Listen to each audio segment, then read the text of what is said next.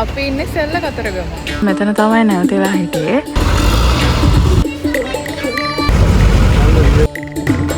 ලස්සනයි.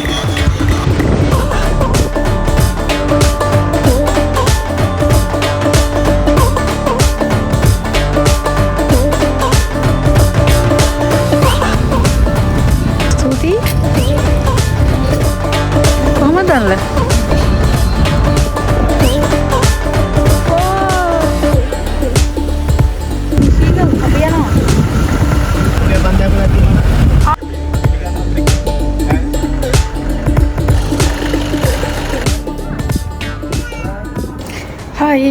හයි කොහොමද කට්ටියට අපේ දවස් 4ක ට්‍රිප් එකේ අද දෙවැනි දවස.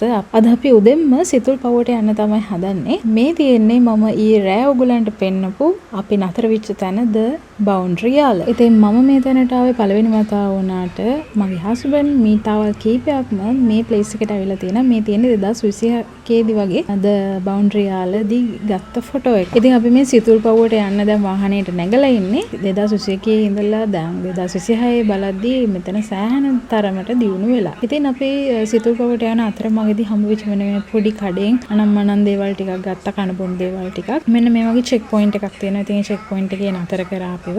එතනින් පස්සේ අපි මේ සිතුල් පවුව පාරේ යන ගමන් තමයි ඉන්නේ. හරිම කර්කශ දූවිලි වලින් පිරිච්ච පාරක් තමයි මේ පාර.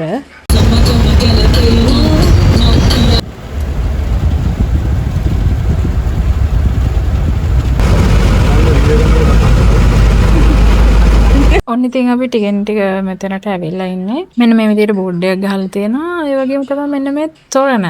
ඉතින් අපි අවුරුද්දකට කලින් හරියටම මේ සිතුල්පව විහාරය වැඳගන්න ගියේ. ඉතින් මේ ළඟදී ගියපු කෙනෙක් ඉන්නවා නම් කියන්න බලන්න මේ තොරණ දැන් හදලා ඉවරද කොහොමද කියලා. ඔයගොල්ලෝ දන්නවනම් පල්ලෙන් කමෙන්ට් එකක් දාගෙන යන්න. ඉතින් මේ යන පාරේ ඈතින්ම චෛත්‍යයත් අපිට බලා ගන්න පුළුවන් වෙනවා. ඉතින් මෙන්න මේ විදිහට තමයි සිතුල්පව විහාරයේ පාකින් ස්පේස් එක තියෙන්නේ. ඉතින් අපි මෙතනින් වාහනේ පාක් කරලා දැන් උඩට යන්න තමයි හදන්නේ. ඉතින් අපි මල් ටිකක් ගන්න අමතක කරේ නෑ. උඩට ගිහිල්ලා පූජා කරන්න ඕන හින්දා අපි මෙතනින් මල් ටිකකුත් ගත්තා. ඊට පස්සේ පොඩි පඩි පෙලක් තියෙනවා. ඉතින් රස්නෙත් එක්ක ඒ පඩි නැගගෙන යන්න තමයි තියෙන්නේ. අපි උදේම පුළුවන් තරම් ගියාට ඒ වෙලෙත් රස්නේ.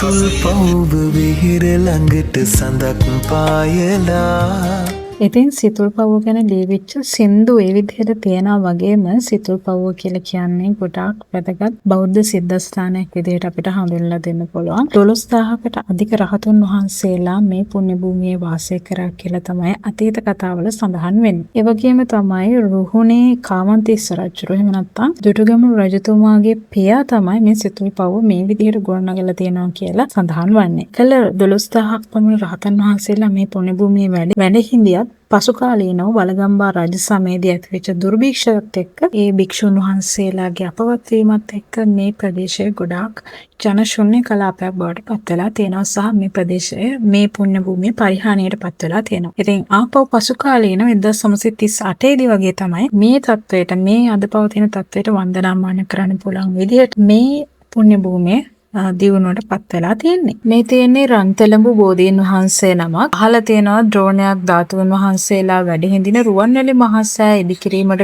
පෙර ඒ ස්ථානයේ රන්තලඹු ගහක් තිබුණා කියලා. ඉතින් ඒ වගේම තමයි ඒ රන්තලඹු ගහේ දේවතාවයක් වැඩ හිඳියා කියන එකත් අපි අහලා තියෙනවා. ඉතින් ඒ විදිහේ සුවිශේෂී වටිනාකමක් තියෙන ශාකයක් තමයි මේ රන්තලඹු ගහ කියලා කියන්නේ. ඉතින් මම පළවෙනි වතාවට තමයි ඒක මෙතනදී දැක්කේ. ඉතින් අපි මේ ට්‍රිප් එකේදී වීඩියෝ කරන්න GoPro එක අරගෙන ගියා. කොහොම හරි ඒකෙදී අපි වීඩියෝස් ගොඩාක් දැන් අවුරුද්දක් විතර ගිහිල්ලානේ. ඉතින් ඒක ටික බෑකප් කරගන්න ප්‍රොසෙස් එකේදී ඒක අපිට මිස් වෙලා තියෙනවා. ඒක නැති වෙලා තියෙනවා. ඉතින් අන්තිමට මේ මගේ ෆෝන් එකෙන් ගත් වීඩියෝ ක්ලිප්ස් ටිකක් විතරයි අතරම මේ පාර වීඩියෝ එකේ ඇඩ් කරලා තියෙන්නේ. කොහොම හරි උඩම තමයි චෛත්‍ය මළුව තියෙන්නේ. එතනින් පස්සේ පල්ලෙහාට යනකොට තමයි බෝධීන් වහන්සේ බලා ගන්න පුළුවන් වෙන්නේ. ඉතින් අපි මේ ඉන්නේ බෝධීන් වහන්සේ වැඩ හිඳින පරිශ්‍රය තුළ. ඉතින් අපි ගියපු වෙලාවේදී බුද්ධ පූජා වෙලාවක්. ඉතින් අපිට ඒකට සහභාගී වෙන්න අත ගහන්නත් පුළුවන් වුණා.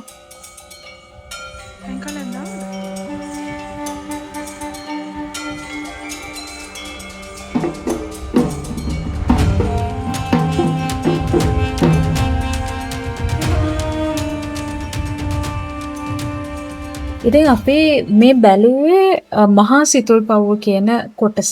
එතනින් පස්සේ අපි මේ දැන් යන්න හදන්නේ කුඩා සිතුල්පව්ව කියන පැත්තට. එතකොට මේ යන අතරමඟදී විහාර ගයක් වගේ තැනකුත් අපිට හම්බ වෙනවා. අතර මෙතන මට වීඩියෝස් ගන්න බැරි වෙලා තියෙනවා. ඒ වගේම තමයි කුඩා සිතුල්පව්වේ බලන්න තියෙන දේවල් තමයි ඔයගලන්ට මෙතනදී බලා ගන්න පුළුවන් වෙන්නේ. ඉතින් පොඩි කන්දක් නගින්න තමයි තියෙන්නේ. ඉතින් අපි නැගලා උඩටම ගියා.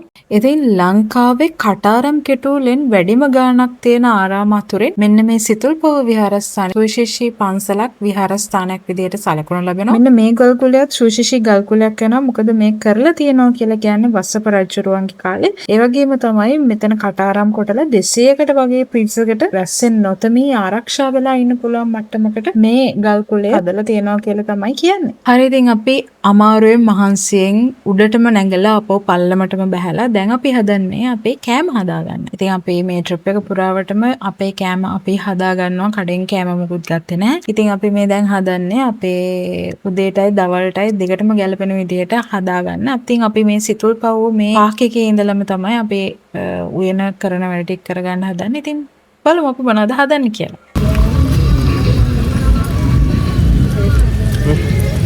ස්තුතියි.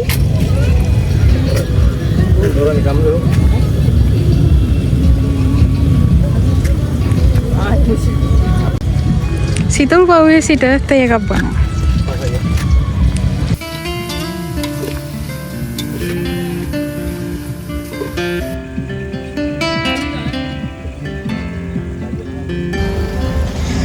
කොහමද අල්ල? දෙන්නේ. තවඩිය තියන්නේ මොනවද දෙන්නේ?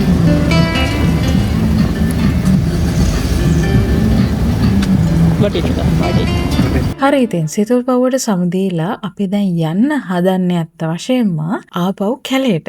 මොකද අපි ඊයේ ගියපු කැලේ සෆාරි එක යාල සෆාරි එක සාර්ථක වෙච්ච නැති හින්දා අපි අදත් සෆාරි එකක් යන්න හිතුවා. මේව ඇත්තටම හරි කලබලෙන් ඩිසයිඩ් කරගත්ත ඒවා. ඉතින් අපි මේ යන්නේ කතරගම බුත්තල පාරේ. ඉතින් බුත්තල පාරේ අලිම තමයි ඉන්නේ. ඉතින් අලි කුලප්පු වෙනවද මම දන්නේ නැහැ. අපේ දනුල කියන හැටියට වාහනේ පැදගෙන වේගෙන් යනකොට අන්තරක් නැහැ කියලා කියන්නේ. ඉතින් අපි බොහොම කල්පනාවෙන් පරිස්සමට වාහනේ එලවගෙන ගියා. ගිහිල්ලා අපි මේ යන්න හදන්නේ ගල්ගේ පිවිසුමට යාල බ්ලොක් 5 එකට තමයි අපි යන්නේ. ඊයේ දවසේ ගියපු එකට නෙවෙයි අපි මේ පාර ගියේ. දෙවෙනි දවසේ ගියේ. හරි ඉතින් අපි මේ විදිහට යාල සෆාරි එක අපි පටන් ගත්තා. ඉතින් ඔයගොල්ලෝ බැරි වෙලා හරි හිතුවොත් අපිට මේ සෆාරි එක ඇතුළේදී කොටියක් හම්බ වෙයි කියලා. නෑ එහෙම උනේ නෑ. අපිට මේ සෆාරියේදී කොටි බලා ගන්න හම්බුනේ නැහැ. හැබැයි අපේ ට්‍රැකර් අංකල් කෙනෙක් හිටියේ. හරිම හොඳ කෙනෙක්. එයා අපිට ගොඩාක් දේවල් කියලා දුන්නා. ඒ වගේම තමයි ගොඩාක් මහන්සි වුණා. මේ අපිට කොටියක් බලන්න එයා තැන් තැන් වලට ගිහිල්ලා සෑහෙන මහන්සියක් වුණා. එයාට දුකයි අපිට කොටියක් හම්බුනේ නැති වුණාට අන්තිමේදී අපිට එපා වෙද්දි අංකල් කොහොම හරි try කරා මේ කොටියක ඉන්න තැනට අපිව එක් කරගෙන යන්න. ඉතින් කොහොම හරි ඒ අවස්ථාවට හෝ යම් කිසි දෙයකට ඉතින් අපේ මේකට අපිට ඒක බලා ගන්න බැරි වුණා. කොහොම හරි අපි ආයෙත් දවසක try කරමු. හැබැයි මට විශේෂයෙන් කියන්න ඕනේ part 1 වීඩියෝ එකේදී ඔයගොල්ලෝ එක්ක share කරගත්ත හැටියට අපිට මේ block 5 එකේ යනකොට හරි වෙනසක් තේරුණා. block 5 එකට යනකොට වෙනසක් තේරුණා. ඊයේ සෆාරි එකේදීම වාහන ගොඩාක් ඇතුළට දැම්ම කියන එක මම විශේෂයෙන් කිව්වා. ඉතින් ඒත් එක්ක දූවිලි පිරෙලා හරි කරකශ ගතිය වෙනුවට මේ බ්ලොක් 5 එකේ ඇවිදිද්දි හරි සෞම්‍ය හරි සැනසීමක් වගේ දෙයක් කැලේ ඇතුලේ යනකොට මට දැනුණා. ඉතින් ඒකත් එක්ක සත්තු හමුනේ නැති වුණාට බොහොම සතුටින් තමයි මම නම් මේ ගමන ගියේ. ඉතින් අපිට පුංචි සත්තු ටිකක් හම්බුණා. සත්තු හම්බුනේ නැතුව නෙමෙයි. හැබැයි අපි බලාපොරොත්තු වෙන කෙනා අපිට බලා ගන්න බැරි වුණා. හරි ওই විදිහට තමයි අපි බලාගෙන යන් අපිට කවද දකින්න හම්බුනේ කියලා.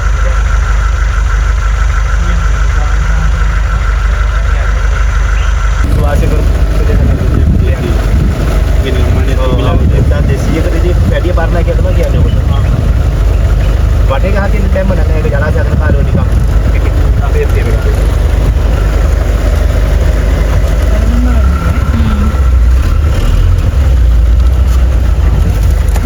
ඉතින් කැලේ ඇතුලේ ඇවිදලා අපි මෙන්න මේ තැනට එක් කරගෙන ආවා අංකල්. ඉතින් හරිම ලස්සන තැනක්. මට නම් ෆිල්ම් එකක් වගේ එක. ලස්සනයි. හරිම ලස්සනයි. ඉතින් මම පළවෙනි වතාවට දැක්ක නිසා දන්නේ මම ඉතින් ඒක හරියට එන්ජොයි කරා.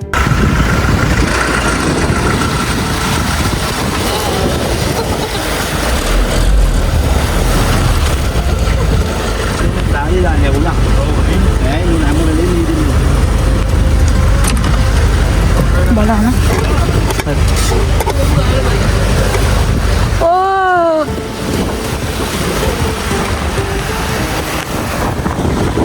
පිටිපස්සේ ගියා කියලා නරකක් උන්නේ නැහැ.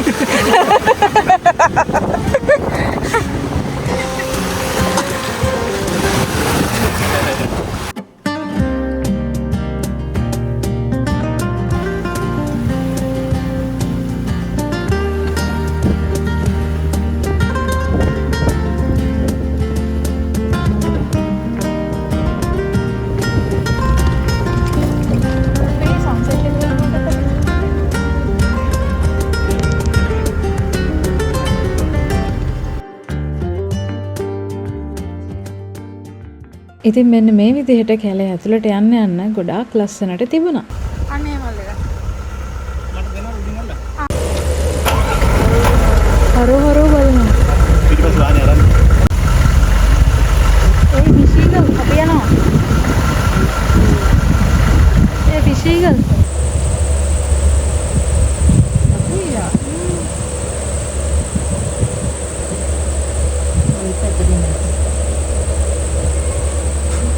ඒකල් පවුලේ මෙයා තමයි ලොකු වටින් දෙවෙනි එක.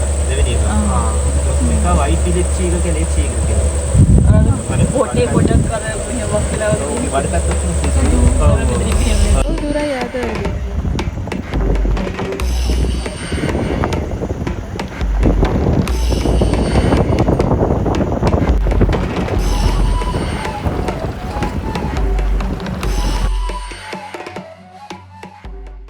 මේ ඔයගලන්ට පේන්න තියෙන වෙහෙරගල ජලාශය. මැණික්ගඟ හරස් කරලා තමයි මේ වෙහෙරගල ජලාශය නිර්මාණය කරලා තියෙන්නේ. ඉතින් හරි අපූර්ව නිර්මාණයක්. ඉතින් ඔයගලන් දකින්න නේද අර තන වේලිච්ච ගස් වගේ තියෙන. ඉතින් ඉස්සර මේ හරිය තිබිලා තියෙන්නේ මේ වගේ සාරවත් භූමියක්. ඉතින් ජලාශය නිර්මාණය කරනවත් එක්කම තමයි මේ ගස් මේ විදිහට අපිට බලා ගන්න පුළුවන් වෙන්නේ.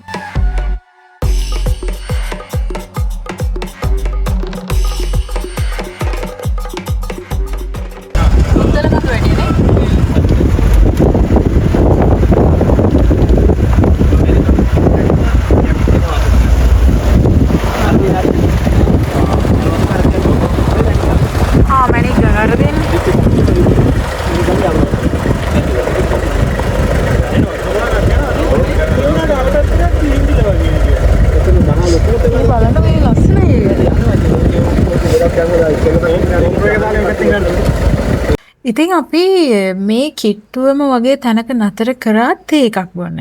ඉතින් අපි තේ එකක් හදාගෙන අපි මෙතෙන් වෙලා තේ බිව්වා. ඉතින් අපි හිතුවේ නෑනේ මේ වගේ සිටුේෂන් එකක් එයි කියලා. අපිට බිස්කට් අරන් මනම් කිසිම දෙයක් මොකුත් ගේන්න බැරුණා. ඉතින් අපි තේ එකක් විතරක් හදාගෙන අංකල්ටත් දීලා අපි ෂෙයා කරගෙන බිව්වා. ඔව් ඒක තමයි. කනවා ඒ. එයා නිකන් මගේ ෂොට් එකට කනවා වගේ.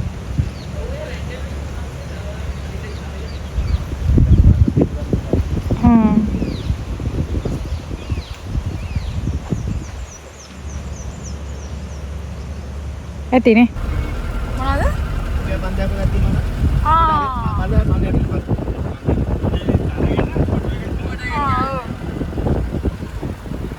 වෙහෙරගල ජලාශය. මේ රෙකෝඩ් එක.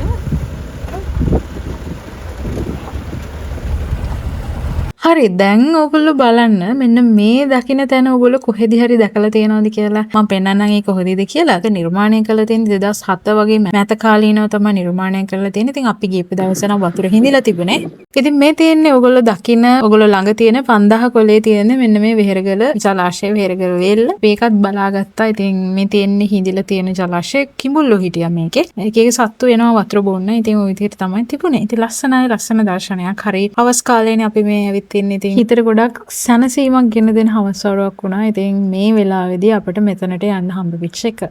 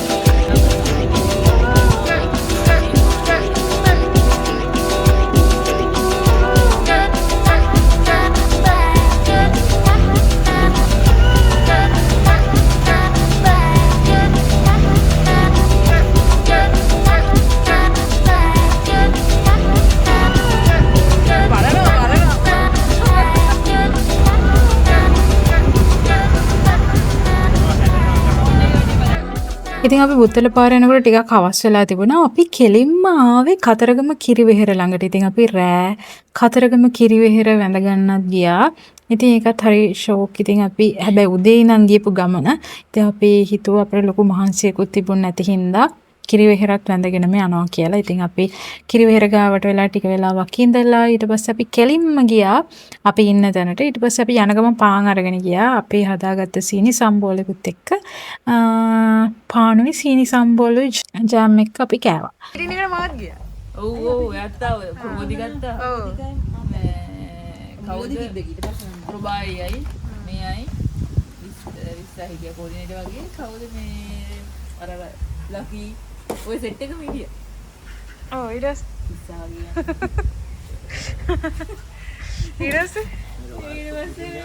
එදායිනම් මෙයා මම ෆලෝ කරලා තිබ්බේ දැන්.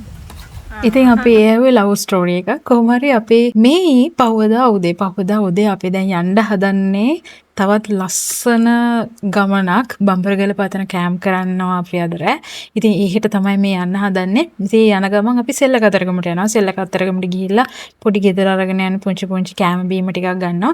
ඉතින් අපි දැන් අපේ දයාල බවුන්ඩරි වලට සමු දීලා අපි යන්න හදන්නේ බම්බරගල පතනේ කැම්ප් කරන්න.